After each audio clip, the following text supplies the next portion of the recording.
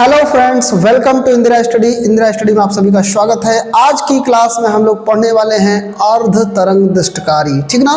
तो आज की क्लास में क्या पढ़ने वाले हैं? अर्ध तरंग दृष्टकारी की संरचना एवं कार्यविधि। अर्ध तरंग दृष्टकारी क्या होता है, तो चलिए देखते हैं। सबसे पहले ये जानते हैं कि अर्ध तरंग दृष्टकारी किसे कहते हैं, इसके बाद हम इसकी संरचना एवं कार्यविधि का वर्णन करेंगे, ठीक ना। तो चलिए बिना विलंब के शुरू करते हैं क्लास को, ठीक है। और वीडियो को लास्ट तक देखिएगा, मजा जरूर जाएगा कंफर्म। ऐसा किसी ने बताया नहीं होगा, बिल्कुल आसानी से एकदम। बोर्ड परीक्षा 2025 की दृष्टि से काफी इंपॉर्टेंट प्रश्न है, ठीक है। एक बार इस वीडियो को देखेंगे तो पूरा क्लियर हो जाएगा, आप कभी भी नहीं भूलेंगे। इतनी आसान भाषा में आपको बताने वाला है, ठीक है। चलिए देखिए, तो समझते हैं सबसे पहले अर्ध तरंग दृष्टकारी किसे कहते हैं। तो पहली बात जान लेते हैं, जो दृष्टकारी है वो क्या करती है? प्रत्यावर्ती धारा को दृष्ट धारा में परिवर्तित करती है, ठीक ना। जो दृष्टकारी युक्ति है, दृष्टकारी एक ऐसी युक्ति है जिसको रेक्टिफायर कहते हैं। रेक्टिफायर ऐसी युक्ति है, ऐसी डिवाइस है जो कि एसी को डीसी में कन्वर्ट करती है, जो प्रत्यावर्ती धारा को दृष्ट धारा में परिवर्तित करती है। वह युक्ति जो प्रत्यावर्ती धारा को दृष्ट धारा में परिवर्तित करती है दृष्टकारी कहलाती है। अब दृष्टकारी दो प्रकार की होती है। दृष्टकारी कितने प्रकार की होती है? दो प्रकार की। नंबर एक अर्ध तरंग दृष्टकारी, नंबर दो पूर्ण तरंग दृष्टकारी, ठीक ना। तो अब हमें आज की क्लास में सबसे पहले पढ़ना कि अर्ध तरंग दृष्टकारी किसे कहते हैं, ठीक ना। तो चलिए जानते हैं कि अर्ध तरंग दृष्टकारी किसे कहते हैं, ठीक ना। वह युक्ति जो प्रत्यावर्ती धारा का केवल धनात्मक अर्ध चक्र में ही चालन करती है, ठीक है। वह युक्ति जो प्रत्यावर्ती धारा के केवल धनात्मक अर्ध चक्र का ही दृष्टकरण करती है। तो हमने क्या कहा? वह युक्ति जो प्रत्यावर्ती धारा के केवल धनात्मक अर्ध चक्र में, कितने अर्ध चक्र में? देखिए, ये प्रत्यावर्ती धारा इनपुट एसी का ग्राफ इस तरह से होता है, और जो ये अर्ध तरंग दृष्टकारी है केवल इसके धनात्मक अर्ध चक्र का ही चालन करती है, दृष्टिकरण करती है, ठीक ना। जो अर्ध तरंग दृष्टकारी युक्ति है वो क्या करती है? प्रत्यावर्ती धारा के केवल धनात्मक अर्ध चक्र का ही दृष्टिकरण करती है, ठीक ना। क्या कहलाती है? अर्ध तरंग दृष्टकारी कहलाती है। वह युक्ति जो प्रत्यावर्ती धारा के केवल धनात्मक अर्ध चक्र का ही दृष्टिकरण करती है अर्ध तरंग दृष्टकारी कहलाती है। क्या कहलाती है?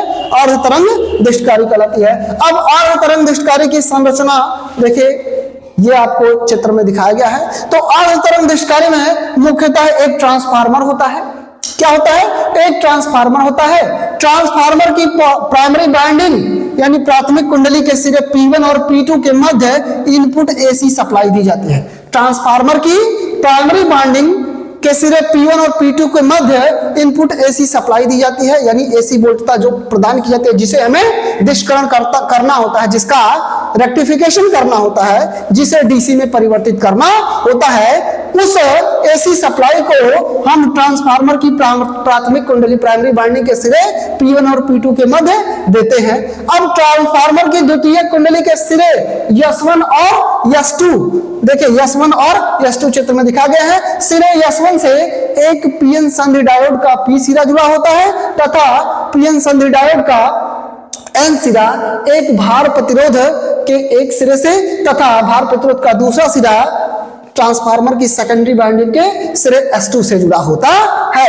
और जो आउटपुट डीसी है, आउटपुट डीसी भार प्रतिरोध के सिरे ए व बी के मध्य प्राप्त होती है। जो आउटपुट डीसी है, जो आउटपुट प्राप्त होता है हमें जब ये रेक्टिफायर अर्ध तरंग दृष्टकारी जब इसका एसी के आधे चक्र का रेक्टिफिकेशन करती है, दृष्टिकरण करती है, वो हमें भार प्रतिरोध के सिरे ए और सी के मध्य प्राप्त होता है। भार प्रतिरोध क्या होता है?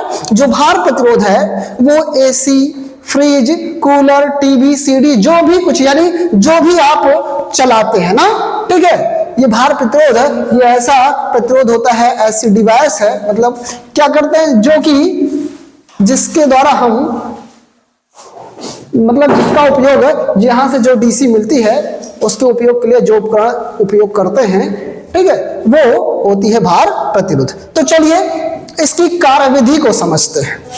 किसको समझ लेते हैं? कार्यविधि को समझ लेते हैं। अब ध्यान दीजिएगा, जो ट्रांसफार्मर की प्राइमरी बाइंडिंग और सेकेंडरी बाइंडिंग का जो सिरा S1 है, अर्ध चक्र में ये धनात्मक अर्ध चक्र में पॉजिटिव और सिरा S2 धनात्मक अर्धचक्र में निगेटिव का कार्य करता है। जो ट्रांसफार्मर की सेकेंडरी वाइंडिंग का सिरा S1 है वो द्वितीयक कुंडली के सापेक्ष धनात्मक, और जो द्वितीयक कुंडली का सिरा S2 है, S2 इसके सापेक्ष ऋणात्मक का कार्य करता है। ठीक है, अब ध्यान से सुनिएगा, हमने क्या कहा, ट्रांसफार्मर की द्वितीयक कुंडली का सिरा S1 सिरे S2 के सापेक्ष धनात्मक और सिरा S2 ऋणात्मक का कार्य करता है। लेकिन ऋणात्मक अर्धचक्र की बात करेंगे, ऋणात्मक अर्धचक्र की बात करेंगे, ये देखिए ऋणात्मक अर्धचक्र की बात करेंगे। किस अर्धचक्र की बात करें, अगर हम ये ऋणात्मक अर्धचक्र की बात कर लें, इसकी ऋणात्मक अर्धचक्र की बात कर लें, तो सिरा S2 पॉजिटिव और सिरा S1 नेगेटिव हो जाता है। धनात्मक अर्धचक्र में बस यही है, मेन लॉजिक इसमें यही है, पॉजिटिव और नेगेटिव का मेन लॉजिक बेटा इसमें पॉजिटिव और नेगेटिव का है, पूरा सब खत्म इसी पे ना। हमने क्या कहा, अर्ध तरंग दिष्टकारी के धनात्मक अर्धचक्र में ट्रांसफार्मर के द्वितीय कुंडली का सिरा S1 पॉजिटिव और सिरा S2 नेगेटिव होता है, जबकि ऋणात्मक अर्धचक्र में सिरा S2 पॉजिटिव और सिरा S1 इसके सापेक्ष नेगेटिव होता है। जब ये S1 पॉजिटिव होता है तो इसके सापेक्ष S2 नेगेटिव होता है, और जब S2 पॉजिटिव होता है तो इसके सापेक्ष S1 नेगेटिव का कार्य करता है। अब ध्यान से सुनिएगा होता क्या है, ठीक है। अर्ध तरंग दिष्टकारी के धनात्मक अर्धचक्र की बात करें तो S1 पॉजिटिव और S2 नेगेटिव। इस स्थिति में देखेंगे तो पीएन संधि डायोड का पी सिरा पॉजिटिव से धन सिरे से और एन सिरा ऋण सिरे से जुड़ा है, अर्थात ये जो पीएन संधि डायोड है वो अग्र अभिनति में होगा।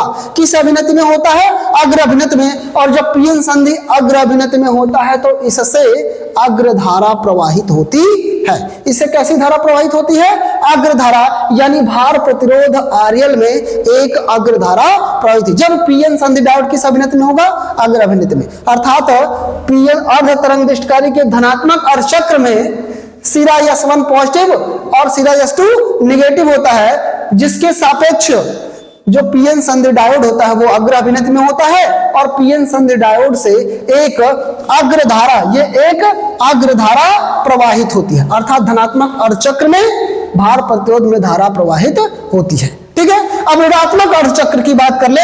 ऋणात्मक अर्धचक्र में सिरा S2 पॉजिटिव हो जाता है, सिरा S2 पॉजिटिव और सिरा S1 नेगेटिव हो जाता है। तो जब सिरा S2 पॉजिटिव होगा और सिरा S1 नेगेटिव होगा, जब सिरा S1 नेगेटिव और सिरा S2 पॉजिटिव, किस अर्धचक्र में, ऋणात्मक अर्धचक्र में, अर्ध तरंग दिष्टकारी के ऋणात्मक अर्धचक्र में सिरा S1 नेगेटिव और सिरा S2 पॉजिटिव होता है, तो पीएन संधि डायोड का पी सिरा यहां देख रहे हैं, पीएन संधि डायोड का पी सिरा ऋण सिरे से और एन सिरा धन सिरे से जुड़ा है। तो इस स्थिति में पीएन संधि डायोड उत्क्रम अभिनति में हो जाता है।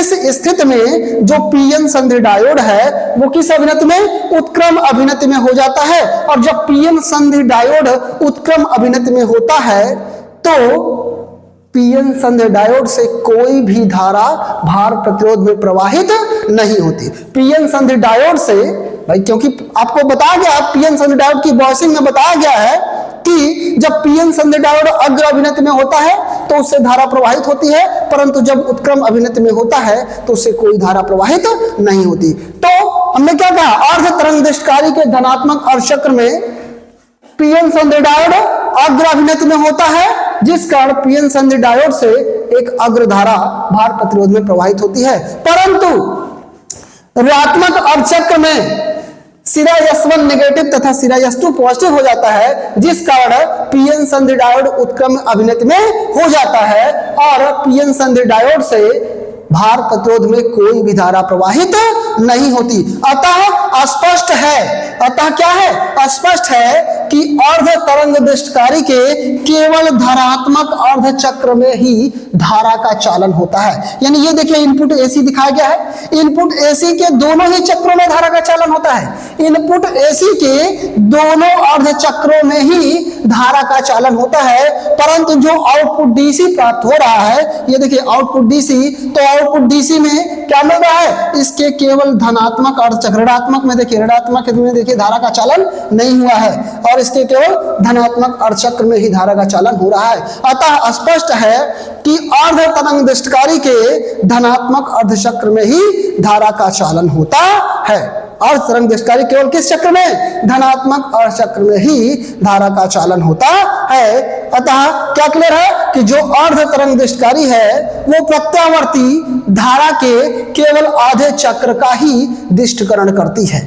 प्रत्यावर्ती धारा के केवल आधे चक्र का ही दिष्टकरण करती है। अतः स्पष्ट है वह युक्ति जो प्रत्यावर्ती धारा के केवल आधे चक्र का ही दिष्टकरण करती है अर्ध तरंग दृष्टकारी कहलाती है। उम्मीद है वीडियो हमारा पसंद आया होगा। वीडियो पसंद आया, मजा आया, समझ में आए तो लाइक और शेयर जरूर करिएगा। साथ ही साथ जो बच्चे चैनल पे नए हैं चैनल को सब्सक्राइब करिएगा। धन्यवाद।